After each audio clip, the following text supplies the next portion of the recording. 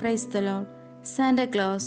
Christmas என்றவுடன் முதலில் நம் அனைவரின் நினைவுக்கு வருவது கிறிஸ்மஸ் தாத்தா எனப்படும் சாண்டா கிளாஸ். அவரை பற்றி சில சுவாரஸ்யமான தகவல்களை இந்த வீடியோல நம்ம பார்க்கலாம். கிபி 4ஆம் நூற்றாண்டுல ரோம் சாம்ராஜ்யத்தின் பதாரியா பகுதியில் லைசியா துறைமுகத்தில் பிறந்தவர் நிக்கோலஸ்.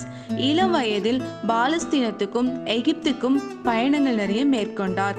மீண்டும் லைசியா திரும்பிய அவர் கிறிஸ்தவ பிஷப் பதவியை ஏற்றாரு. ரோம் நகர பேரரசன் டயோக்ளிஸ் காலத்துல கிறிஸ்தவர்கள் துன்பப்படுத்தப்பட்ட போது பிஷப் நிக்கோலஸ் சிறையில தள்ளப்பட்டாரு. ஆனால் கால மாற்றத்தால் பேரரசர் கான்ஸ்டன்டின் காலத்துல விடுதலை செய்யப்பட்டார்.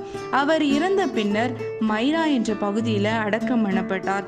மக்களிடம் அவர் காட்டிய அன்பு, கருணை மற்றும் உதவி செய்யும் குணத்தினால அவரது கல்லறைக்கு மக்கள் கூட்டம் கூட்டமாக வர தொடங்கினர்.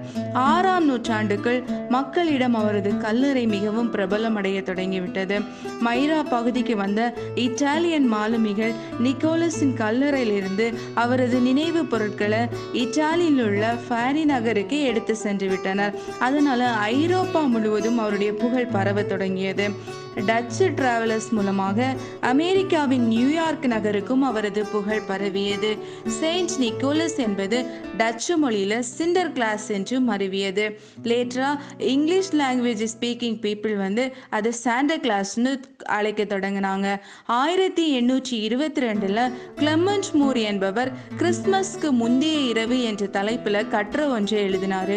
அதுல கிறிஸ்மஸ் தாத்தாவை பற்றி ரொம்ப அழகா வர்ணிச்சிருந்தாரு. அது நியூஸ் பேப்பர்ல எல்லாம் பப்ளிஷ் ஆகி மிகவும் பிரபலம் அடைந்தது.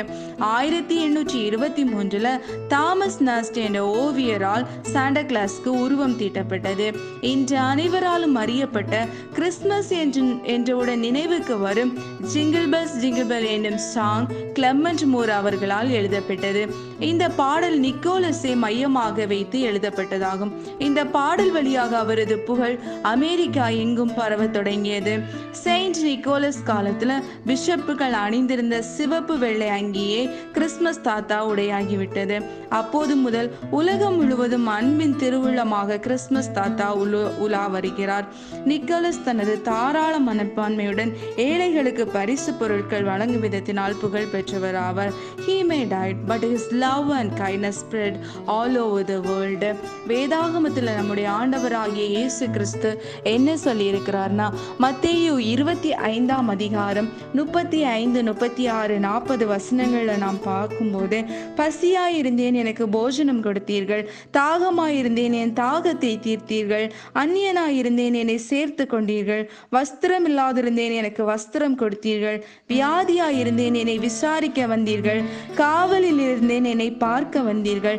40ஆம் வசனத்துல பார்க்கும் பொழுது, மிகவும் சிறியவராகிய என் சகோதரரான இவர்களில் ஒருவனுக்கு நீங்கள் எதை செய்தீர்களோ அதை எனக்கே செய்தீர்கள் என்று மெய்யாகவே உங்களுக்கு சொல்லுகிறேன் என்றார். நாம் மற்றவர்களுக்கு உதவி செய்வதை ஆண்டவர் நம்மிடம் எதிர்பார்க்கிறார். அதை அவருக்கே செய்ததாக கூறுகிறார். இந்த கிறிஸ்துமஸ் நாட்கள்ல நம்மளால் என்ற உதவிகளை மற்றவர்களுக்கும் இல்லாதவர்களுக்கும் ஒரு நிக்கோலஸை போல நாம் கொடுத்து மகிழ்வோம். நிச்சயம் கர்த்தர் நம்மை ஆசீர்வதிப்பார். அதற்கான பிரதிபலனை அவர் நமக்கு தருவார். இதே அதிகாரம் 34 மற்றும் 46ஆம் வசனத்தில் பார்க்கும் பொழுது, என் பிதாவினால் ஆசீர்வதிக்கப்பட்டவர்களை உலகம் உண்டானது முதல் உங்களுக்காக ஆயத்தம் பண்ணியிருக்கிற ராஜ்யத்தை சுதந்தரித்துக் கொள்ளுங்கள். இயேசு பிறந்த நாளாக கருதப்படும் இந்த நாளில் நாம் பிறருக்கு உதவிகள் செய்வதன் மூலம் ஆண்டவரை சந்தோஷப்படுத்துவோம். நாம் உதவிகள் செய்யும் பொழுது அந்த அழியாத நித்திய ராஜ்யத்தை சுதந்திரித்துக் கொள்ளும் பாக்கியத்தை ஆண்டவர் நமக்கு தர வல்லவராயிருக்கிறார். அனைவருக்கும் இனிய கிறிஸ்துமஸ் தின நல்வாழ்த்துக்கள்.